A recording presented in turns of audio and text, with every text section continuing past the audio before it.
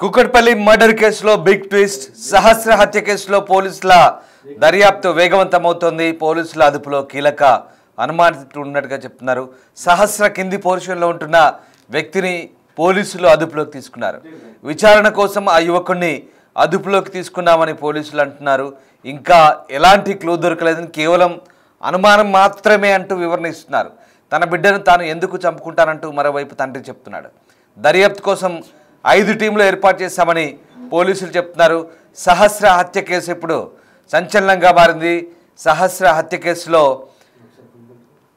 వివరాలు ఆరా తీసేందుకు పోలీసులు 5 టీంలను ఏర్పాటు చేశారు. ఇప్పుడు పోలీసులు హత్య ఎందుకు జరిగింది, ఎవరు చేశారనే కోణంలో లోతైన దర్యాప్తు చేస్తున్నారు. నిన్నటి నుంచి కూడా హత్య జరిగిన తర్వాత పోలీసు జాగిలాలను రప్పించారు. క్లూస్ టీమ్స్ వచ్చాయి, ఆధారాలు సేకరించారు. హత్య జరిగిన స్పాట్ నుంచి కూడా ఫింగర్ ప్రింట్స్తో సహా ఆ ప్రాంతంలో రక్తం మార్కులు, అలాగే క్లాస్ ఫుట్ ప్రింట్స్ అన్నీ కూడా సేకరించారు. ఇక పోలీస్ జాగలాలతో ఆ ప్రాంతం అంతా కూడా గాలించారు. తర్వాత ఇక వాళ్ళదైన స్టైల్లో పోలీసులు నిన్నటి నుంచి కూడా ఆరా తీస్తున్నారు. మరోవైపు కింది పోర్షన్లో ఉన్న వ్యక్తిని అదుపులోకి తీసుకున్నట్టుగా తెలుస్తుంది. ఆ వ్యక్తిని అనుమానితుడిగా అదుపులోకి తీసుకున్నట్టు సమాచారం. అయితే కేవలం అనుమానితుడిగా మాత్రమే భావిస్తున్నట్టుగా పోలీసులు చెప్తున్నారు. కుకట్పల్లి మైనర్ బాలిక హత్య కేసులో ఈ పురోగతి చోటు చేసుకుంది. సీసీటీవీ ఫుటేజ్ ఆధారంగా దర్యాప్తు జరుపుతున్న పోలీసులు అదే బిల్డింగ్లో అద్దెకుంటున్న ఓ యువకుడిని ప్రస్తుతం విచారిస్తున్నారు. కుకట్పల్లిలోని దయార్గూడలో 14 ఏళ్ల బాలిక సహస్రిని హత్యోదంతం రాష్ట్ర వ్యాప్తంగా తీవ్రంగా చర్చనీయాంశమైంది. ఒంటరిగా ఉన్న బాలిక గొంతు కోసి ఆపై కడుపులో పొడిచి కిరాతకంగా హత్య చేశారు. అయితే ఆ కేసు దర్యాప్తులో భాగంగా చుట్టుపక్కల ఉన్న వందల సీసీ కెమెరాల ఫుటేజ్లను పోలీసులు పరిశీలించారు. చివరికి ఇది బయట వారి పని కాదని ఓ నిర్ధారణకు వచ్చినట్టుగా తెలుస్తుంది. అదే సమయంలో హత్య జరిగిన అదే భవనంలో ఉంటున్న ఓ యువకుడు అక్కడక్కడే సంచరించినట్లు పోలీసులు గుర్తించారు. ఈ క్రమంలో అతన్ని అదుపులోకి తీసుకొని ప్రశ్నిస్తున్నట్టుగా సమాచారం. ఇక బడికి పోయినా బతికేదేమో, ఏం చేసిందని నా బిడ్డని ఇలా చంపారు, అందుకేనేమో ఆడపిల్లని కనాలంటే భయపడుతున్నారంటూ తల్లి రేణుక గుండెలు పగిలేలా రోధించడం పలువురిని కంటతడి పెట్టించింది. కేవలం కంటతడి కాదు, ఆలోచింపజేస్తోంది.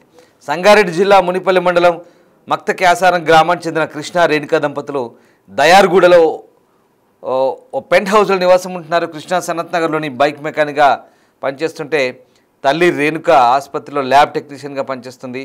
వీరికి కుమార్తె సహస్రిని, కుమారుడు సాధ్విన్ ఉన్నారు. ఇద్దరు కూడా వేర్వేరు స్కూల్లో చదువుతున్నారు. ఉదయం 9 గంటలకు తల్లిదండ్రులు ఉద్యోగాల కోసం బయటకు వెళ్ళిపోయారు. సహస్రినికి పాఠశాలలో స్పోర్ట్స్ మీట్ ఉండడంతో గత 4 రోజుల నుంచి ఇంటి వద్ద ఉంటుంది. అయితే మధ్యాహ్నం 12 గంటలకు సాధ్విన్ చదువుతున్న పాఠశాల నుంచి బాబుకు లంచ్ బాక్స్ తేలేదని తల్లిదండ్రులకు ఫోన్ వచ్చింది. దీంతో తల్లి రేణుక వేరే వారికి ఫోన్ చేసి లంచ్ బాక్స్ రెడీ చేసి స్కూల్కి పంపాలని కుమార్తెకు చెప్పడానికి పంపించింది. అయితే ఇంటి తలుపులు మూసి ఉందని, ఇంట్లో ఎవరు లేరని తల్లి చెప్పడంతో ఆమె కృష్ణకు ఫోన్ చేసి ఇంటికి వెళ్ళి లంచ్ బాక్స్ ఇచ్చిరమ్మని చెప్పింది. సో తండ్రి కృష్ణ ఇంటికి వెళ్ళి చూస్తే కుమార్తె సహస్రిని మంచంపై రక్తపు మడుగులో పడింది. దీంతో భార్యకు, పోలీసులకు సమాచారం అందించాడు ఆ వ్యక్తి.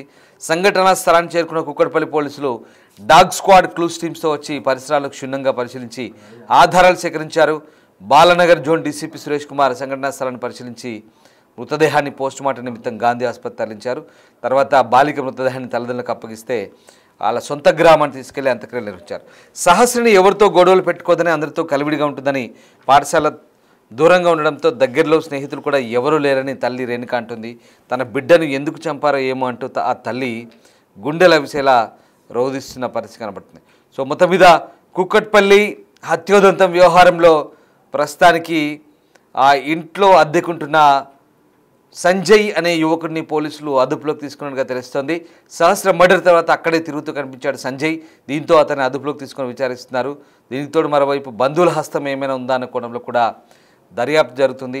కుకట్పల్లి సంగీత్ నగర్లో ఉంటున్న సహస్రిని అనే 12 ఏళ్ల చిన్నారిని దారుణ హత్య చేసిన తర్వాత ఇప్పుడు పోలీసులు అనేక కోణాల్లో దర్యాప్తు చేస్తున్నారు. 5 బృందాలుగా ఏర్పడి పోలీసులు దర్యాప్తు అయితే కొనసాగిస్తున్నారు. చాలా ప్రతిష్టాత్మకంగా పోలీసులు ఈ విచారణ చేస్తున్న పరిస్థితి. నగరం నడిబొడ్డున పట్టపగలే ఒక మైనర్ బాలిక దారుణ హత్య కేవలం నగర వ్యాప్తంగానే కాదు, రాష్ట్ర వ్యాప్తంగా కూడా సంచలనంగా మారిన పరిస్థితి. రైట్, మా కొలీగ్ అనిల్ జాయిన్ అవుతున్నారు. అనిల్, సహస్ర మర్డర్ కేసు సంబంధించి ఎట్లాంటి ఇన్వెస్టిగేషన్ సాగుతుంది? ముఖ్యంగా 5 టీమ్స్ ప్రస్తుతం వర్క్ చేస్తున్నాయి.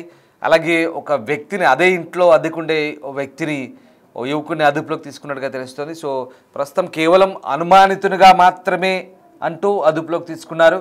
సో అందులో పోలీసుల విచారణ ఏ రకంగా సాగుతోంది? ఓవరాల్గా ఇన్వెస్టిగేషన్ జరుగుతున్న తీరు ఎలా ఉంది?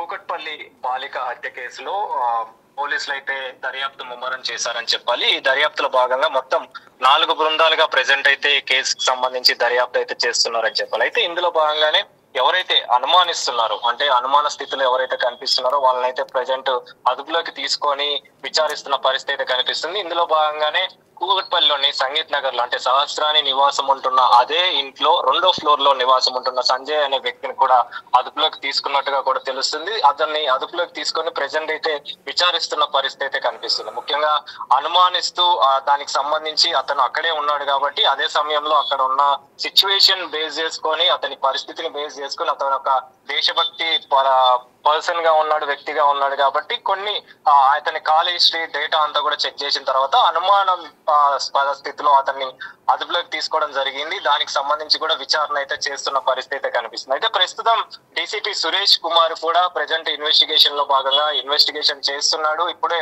ఇంటి దగ్గర కూడా చేరుకున్నారు. స్పాట్ కి సంబంధించి మరిన్ని వివరాలు, మరిన్ని ఆధారాలు సేకరించేందుకు గాను చుట్టుపక్కల ఉన్న పరిసర ప్రాంతాలని కూడా ప్రెసెంట్ క్షుణ్ణంగా పరిశీలిస్తున్న పరిస్థితి కనిపిస్తుంది. చుట్టుపక్కల ఉన్న సీసీ కెమెరాస్, అదే విధంగా స్థానికంగా ఎవరైనా అనుమానంగా కనిపించిన వ్యక్తుల్ని బేస్ చేసుకొని కూడా వ్యక్తుల్ని, అనుమాన స్థితిలో ఉన్న వ్యక్తుల్ని కూడా విచారిస్తున్న పరిస్థితి మనకు కనిపిస్తుంది. ఇందులో భాగంగానే సహస్రాని మర్డర్ కేసు విషయంలో ప్రెసెంట్ డీసీపీ సురేష్ కుమార్ కావచ్చు, అదే విధంగా కుకట్పల్లి పోలీస్ స్టేషన్ కి సంబంధించిన పోలీస్ అధికారులు కూడా కావచ్చు, ఛాలెంజింగ్ గా అయితే ఈ కేసుని తీసుకున్నారని చెప్పాలి. అంటే నిన్న జరిగిన ఘటనని బేస్ చేసుకొని తల్లిదండ్రులు కూడా ఆర్తనాదాలతోటి తన కూతురు ఇక లేదు అని చెప్పేసి ఎంతో బాధపడుతూ శోకసంద్రంలో మునిగిపోయారు. అదే విధంగా తను కూడా అలాంటి పరిస్థితులలో శవమై తేలింది, కత్తిపోట్లతోటి తను కనిపించిన స్థితిలో ఉంది కాబట్టి దీన్ని ఛాలెంజింగ్ గా తీసుకున్న పోలీసు ఖచ్చితంగా వాళ్ళ తల్లిదండ్రులకి న్యాయం చేయాలని చెప్పేసి ఖచ్చితంగా ఈ కేసును ఛేదించే విధంగా ప్రెసెంట్ అయితే పోలీసులు దర్యాప్తు చేస్తున్న విషయం అయితే మనకు తెలుస్తుంది. ఇందులో భాగంగానే ఈ సంజయ్ అనే వ్యక్తిని కూడా అదుపులోకి తీసుకున్నారు. దానికి సంబంధించి అతన్ని విచారణ అయితే చేస్తున్నారు. ప్రెసెంట్ అయితే అనుమానాస్పద స్థితిలోనే అతన్ని తీసుకోవడం జరిగింది, కానీ ఇతనే అని చెప్పేసి ఖచ్చితంగా నిర్ధారణ అయితే చేయలేదు. కానీ ఎవరైతే అనుమానంగా అనుమానంగా కనిపించారో వాళ్ళని మాత్రం ప్రెసెంట్ అదుపులోకి తీసుకొని పరిశీలిస్తున్న పరిస్థితి. ఇందులో భాగంగానే ప్రెసెంట్ కుకట్పల్లి సంగీత్ నగర్ లోని సహస్రాని ఇంటి దగ్గర కూడా ప్రెసెంట్ మరోసారి ఇన్వెస్టిగేషన్ అయితే కొనసాగుతుంది. చాలా మంది పోలీసులు కూడా అక్కడికి చేరుకొని పరిశీలిస్తున్న పరిస్థితి. చుట్టుపక్కల ఉన్న పరిసర ప్రాంతాలని కూడా క్షుణ్ణంగా పరిశీలిస్తున్నారు. వ్యక్తుల మీద ఎవరి మీద అయితే అనుమానం వస్తుందో వాళ్ళ మీద కూడా నిఘా పెంచారు. అదే విధంగా వాళ్ళకి సంబంధించి వివరాలు కూడా తెలుసుకుంటున్న పరిస్థితి మనకు కనిపిస్తుంది. ఖచ్చితంగా దీనికి సంబంధించి ఏదో ఒక విధంగా ఈ నిందితులు ఎవరైతే ఉన్నారో వాళ్ళని పట్టుకునే కోణంలో అయితే ప్రెసెంట్ దర్యాప్తు అయితే కొనసాగుతుందని చెప్పాలి. Ramdas. Right, yes, thank you Anil. So ఇది సహస్రిని హత్యోదంతం తర్వాత పోలీసులు దర్యాప్తు వేగవంతం చేస్తున్నారు. 5 టీంలుగా ఏర్పడి పోలీసులు అయితే ప్రస్తుతం నిందితుల కోసం గాలిస్తున్న పరిస్థితి, ఆధారాల కోసం ప్రయత్నం చేస్తున్నారు. మరోవైపు ఇక ఈ వ్యవహారంలో ప్రస్తుతానికి అనుమానితుడిగా భావిస్తున్న, అంటే కేవలం అనుమానితుడిగా భావిస్తున్న వ్యక్తిని అదుపులోకి తీసుకున్నారు. అదే ఇంట్లో అద్దెకుంటున్న సంజయ్ అనే యువకుడు.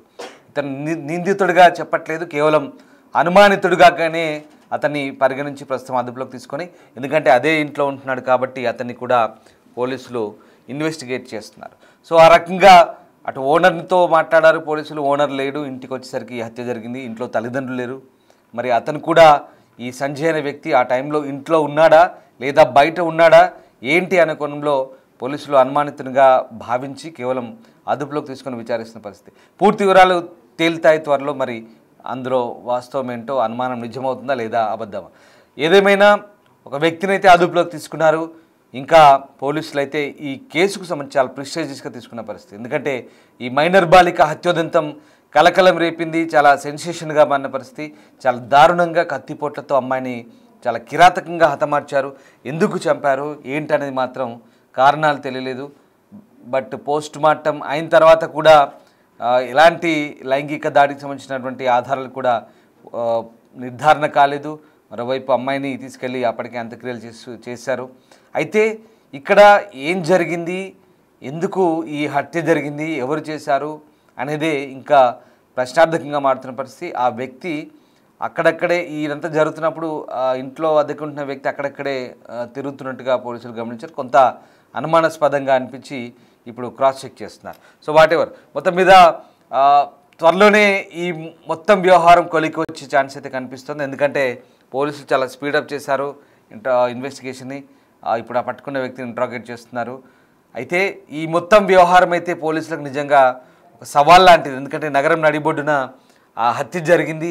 ఇంట్లో ఎవరు లేని సమయంలో బాలిక ఒంటరిగా ఉంటుందని తెలిసిన వ్యక్తులే హత్య చేసి ఉంటారనేది చాలా పక్కగా పోలీసులు భావిస్తున్నారు. ఎందుకంటే 3 అంతస్తుల పైన ఉండే పెంట్ హౌస్లో అమ్మాయి ఒక్కతే ఉంది, స్కూల్కి వెళ్ళలేదు. ఒక టీనేజర్ అని చెప్పాలి, 12 ఏళ్ళు అంటే ఆఫ్కోర్స్. సో ఆ అమ్మాయి హత్యోదంతం అనేది ఇప్పుడు చాలా కలకం రేపుతున్నది. నిజంగా ఈ వ్యవహారం తొందరగా కొలిక్కి వచ్చే అవకాశం ఉందా? ఆధారాలు దొరికిన తర్వాత పోలీసులు ఈ వ్యవహారంలో వీళ్ళంత తొందరగా దర్యాప్తు క్లోజ్ చేస్తారా? నిందితులు పట్టుబడతారా? మీరేమనుకుంటున్నారు ఒకసారి కామెంట్ చేయండి. ఈ హత్య ఎవరు చేసి ఉంటారని మీరు భావిస్తున్నారు? మీ అభిప్రాయం అంటే, ఎందుకంటే ఇన్ని వివరాలు చెప్పిన తర్వాత రకరకాల డౌట్లు ఆలోచన రావచ్చు. మరోవైపు తండ్రి కూడా రియాక్ట్ అయ్యాడు. ఒకవేళ తండ్రిపై కూడా అనుమానాలు వచ్చుంటాయి. ఎందుకంటే ఇటీవల కాలంలో కుటుంబ సభ్యులకు కూడా రకరకాల అనుమానాలు, రకరకాల స్టోరీలు చూస్తున్నాం. ఆ కోణంలో కూడా తండ్రిని క్వశ్చన్ చేసినప్పుడు బిగ్ కూడా మాట్లాడాడు. తన కూతుర్ని చంపుకోవాల్సిన అవసరం తనకేంటి, ఉన్నది ఒక్క కూతురే కదా అంటూ తండ్రి చెప్పిన సమాధానం. ఇక్కడ ఏది ఎవరమో ఎక్కడ నిర్ధారించలేదు, కేవలం అనుమానితులుగానే పరిగణించి ఇదంతా కూడా క్రాస్ చెక్ చేసే సందర్భంలో వస్తున్నటువంటి మాటలు, దానికి సంబంధించిన వివరణ అంతే మాత్రం. రైట్. ఇక ఓవరాల్గా ఈ వ్యవహారంలో మరి పోలీసుల దర్యాప్తు వేగవంతమైతే అవుతుంది. ప్రస్తుతానికైతే పోలీసులు ఈ వ్యవహారానికి సంబంధించి చాలా సీరియస్గానే పరిగణిస్తున్నారు. పోలీస్ శాఖ కూడా చాలా ప్రిషియస్గా తీసుకుంది. హత్య ఎలా జరిగింది, ఎవరు చేశారు, ఎందుకు చేశారు అనే కోణంలో పోలీసులు వీలైనంత త్వరగా నిందితుని పట్టుకుంటామని చెప్తున్నారు. సో 5 టీమ్స్ అయితే ఏర్పడ్డాయి. పోలీసుల దర్యాప్తు అంతే వేగంగా జరుగుతున్నట్టుగా మనకు అర్థమవుతుంది. చూడాలి మరి ఈ వ్యవహారంలో అనుమానిత వ్యక్తిని విచారించినప్పుడు ఏదైనా వివరాలు బయటకు వస్తాయా, ఏం జరగబోతుంది, ఎలాంటి పరిణామాలు చోటు చేసుకుంటాయి, మీరేమనుకుంటున్నారు ఒకసారి కామెంట్ చేయండి.